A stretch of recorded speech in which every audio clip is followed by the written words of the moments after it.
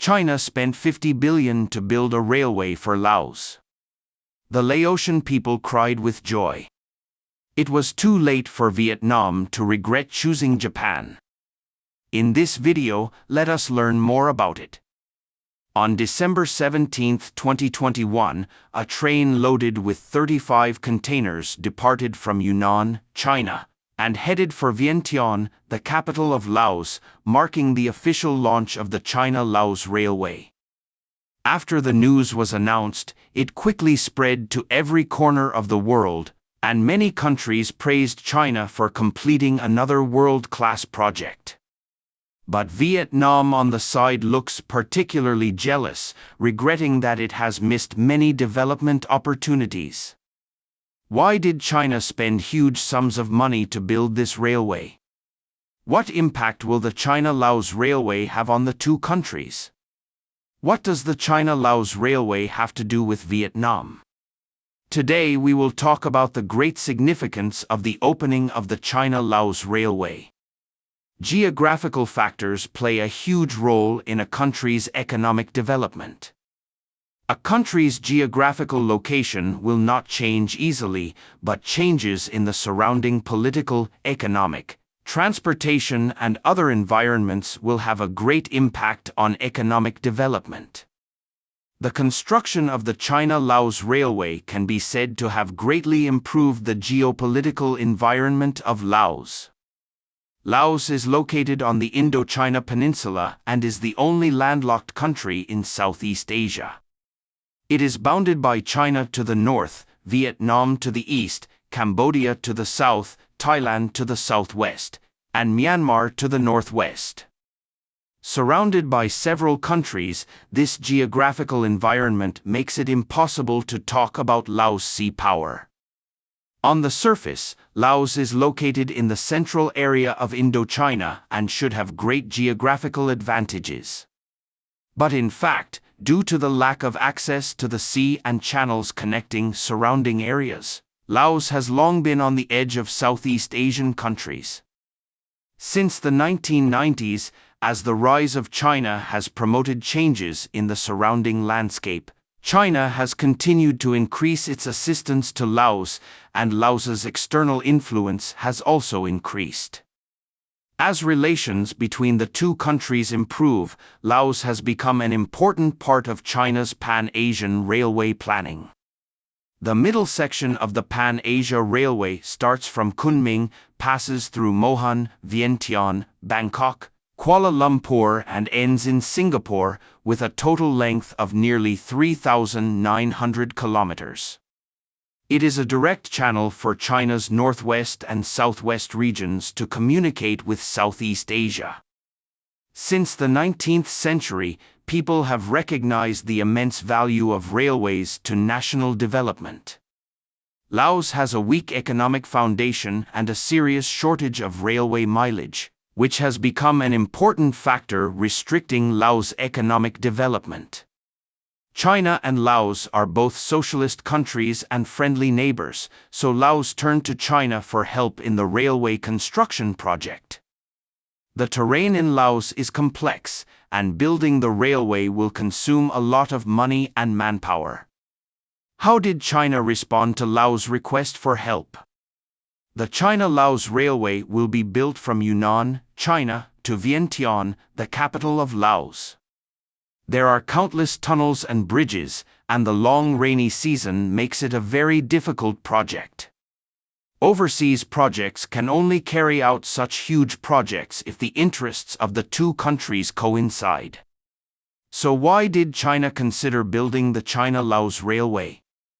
First of all, the completion of the China-Laos Railway will help connect the 10 Southeast Asian countries and enhance trade between China and Southeast Asian countries. This plays an important role in strengthening ties between China and Southeast Asian countries, establishing China's image as a major country and enhancing China's influence. Secondly, the construction of the China-Laos Railway will enable Laos to become a powerful participant in the Belt and Road project, which will play a key role in integrating Southeast Asian countries into the Belt and Road Initiative. Finally, Indochina has a population of 700 million and the second largest land area in the world. Its overall development level is low and it has huge market potential. Taking various factors into consideration, China decided to build the China-Laos Railway. Although China's railway construction level ranks among the top in the world, building this railway took a lot of time and energy. This railway passes through as many as 87% of tunnels and bridges. Among them, there is an 8-kilometer section of the Noir Mountain Tunnel, which took a full 1,244 days. The difficulty of construction can be imagined. After 11 years, the railway, with a total length of more than 1,000 kilometers, was officially completed. So what role will this railway play after it is completed? First of all, the China-Laos Railway was successfully built, gradually changing the pattern of the Indochina Peninsula. The China-Laos Railway is an important part of the Pan-Asian Railway. It is connected to the Yunnan Railway in China to the north, to the railway from Nong Khai to Bangkok in Thailand to the south, and then runs through the Malay Peninsula to Singapore, becoming the middle section of the Pan-Asian Railway. The construction of the China-Laos Railway has created a transportation network that runs through the Indochina Peninsula, becoming a link between China and ASEAN and narrowing the distance between China and ASEAN countries. China's huge investment in building such large-scale overseas projects has made ASEAN countries realize China's responsibility as a major country in promoting the development of neighboring economies.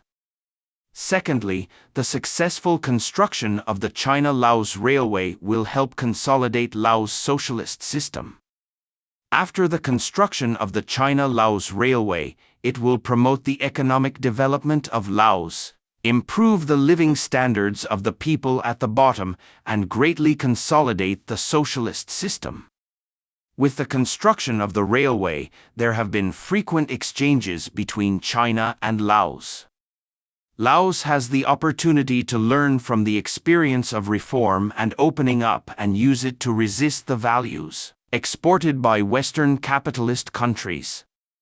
Finally, the successful construction of the China-Laos Railway has made Laos' relations with neighboring countries more proactive. In the context of increasingly frequent international exchanges, Laos and China continue to strengthen economic and cultural exchanges, which can facilitate the pursuit of economic investment from more countries. As China is the world's second-largest economy under China's influence, many countries will participate in Laos' economic construction activities, creating a situation where many countries are competing for project construction in Laos. The construction of the China-Laos Railway will attract a large number of investments from Chinese companies and Chinese citizens to travel, gradually strengthening China's influence in Laos. To a certain extent, it has promoted countries such as the United Kingdom and the United States to increase economic assistance to Laos. The China-Laos Railway is an important link connecting China and ASEAN and is of great significance to China's surrounding pattern. The changes in the transportation pattern brought about by the China-Laos Railway make it very attractive for multinational companies to set up processing factories in Laos, making it possible for multinational companies to invest and build factories in Laos.